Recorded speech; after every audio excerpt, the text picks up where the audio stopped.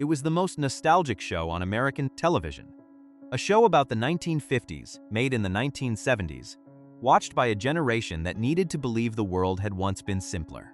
Happy Days ran for 11 seasons on ABC, made the leather jacket into a cultural artifact, put a leather-clad motorcycle rider into the Smithsonian Institution, and turned a mild-mannered red-headed kid from Ohio into one of the most powerful directors in the history of Hollywood.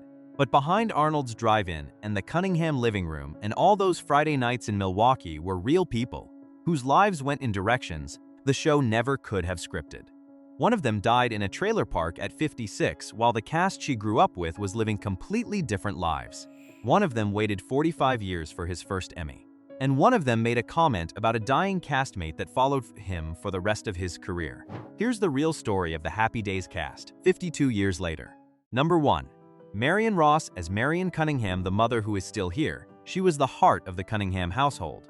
Marion Ross played Marion Cunningham, the warm, steady, perpetually patient mother who somehow kept the family grounded no matter what chaos Richie or the Fonz dragged through the front door.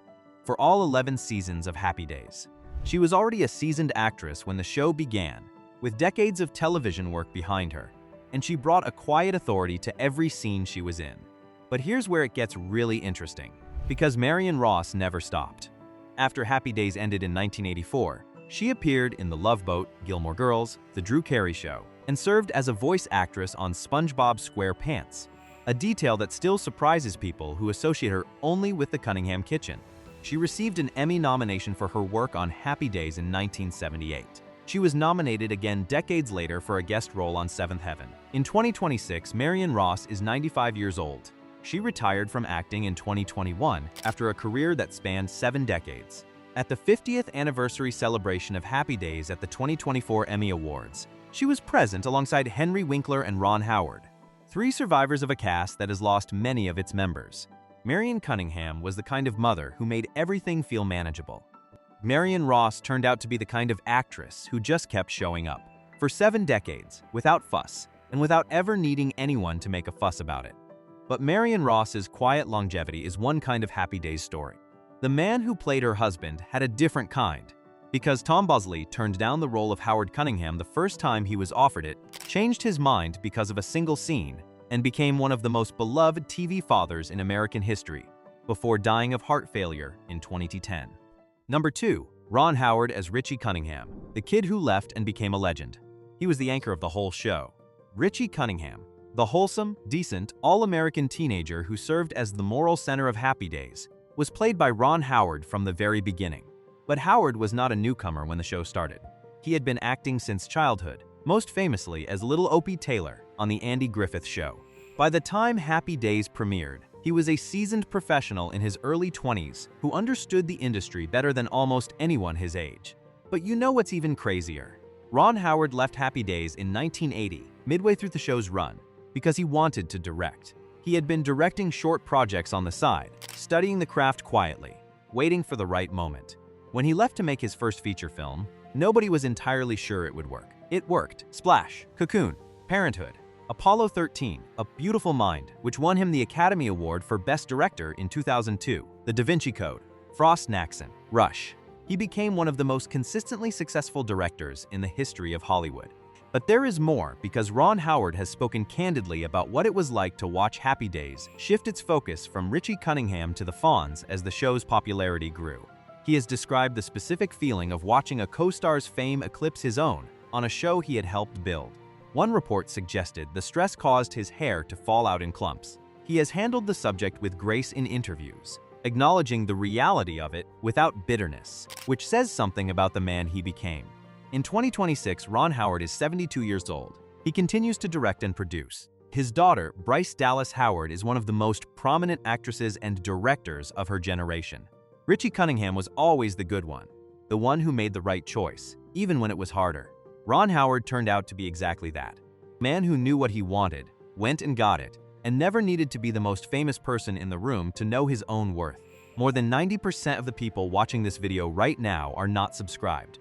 These are the stories of the people who made your Friday nights, and most of them were never told. That's why this channel exists. Subscribe, hit the bell, and share this with one person. Now let's continue. But Ron Howard's quiet departure to build something larger is one story. The man who became more famous than the show itself, who turned a minor supporting character into an American icon, and then waited 40 years for the Emmy that should have come much sooner, is another. Number 3. Henry Winkler as Arthur Fonzie Fonzarelli, the man who waited 45 years for his first Emmy. There has never been a character quite like Fonzie, and there may never be again. Henry Winkler played Arthur Fonzarelli, the leather-jacketed, motorcycle-riding, impossibly cool mechanic who started as a minor supporting character and became the reason millions of people tuned in every week for all 11 seasons of Happy Days. Fonzie's leather jacket is in the Smithsonian Institution's National Museum of American History. The character became a cultural shorthand for cool that outlasted the decade that created it.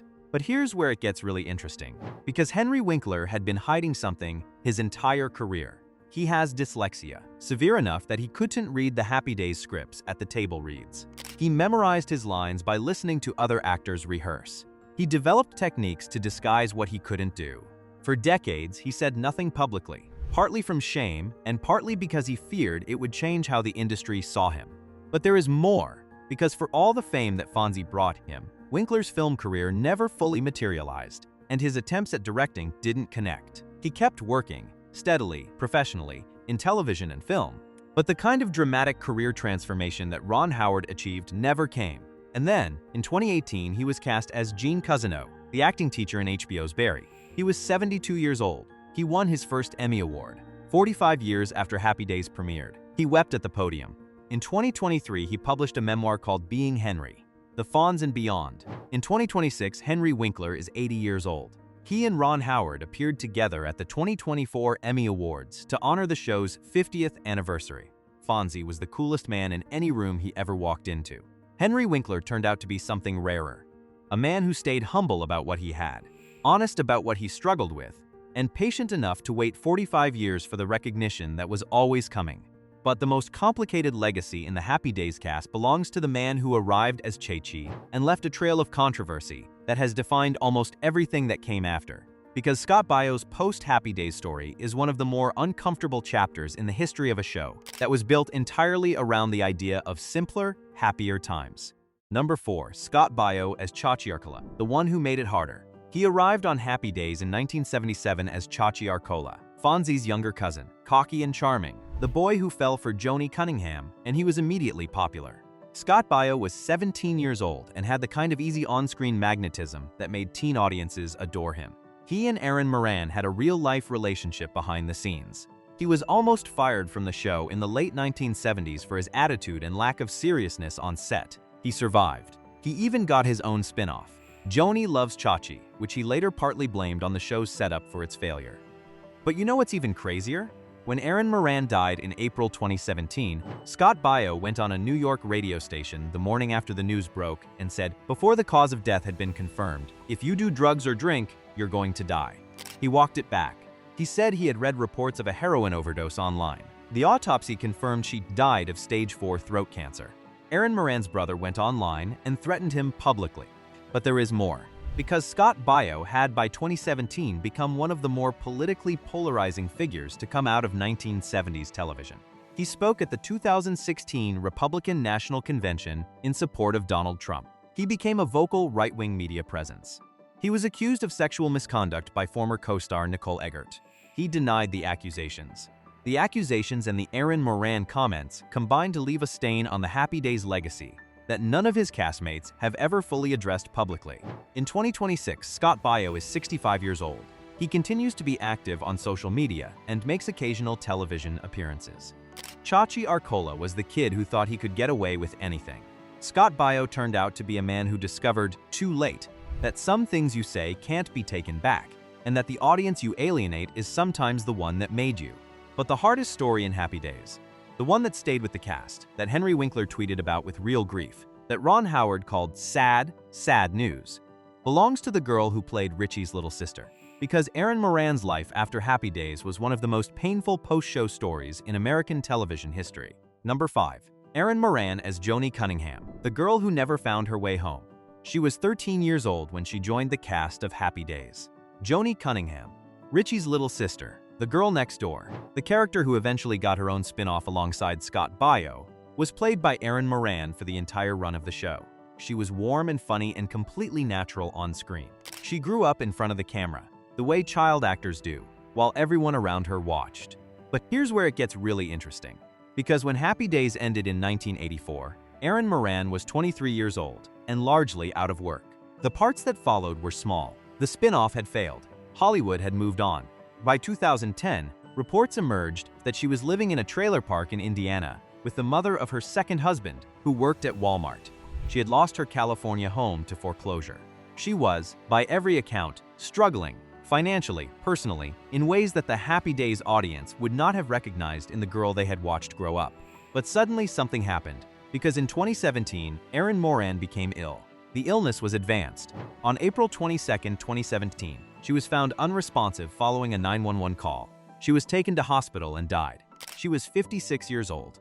The autopsy confirmed the cause of death as complications from stage 4 squamous cell carcinoma of the throat. Henry Winkler wrote, "Oh, Erin, now you will finally have the peace you wanted so badly here on Earth. Rest in it serenely now. Too soon." Ron Howard wrote, "Such sad, sad news. Rest in peace, Erin. I'll always choose to remember you on our show making scenes better, getting laughs and lighting up TV screens." She had been born into the industry as a child.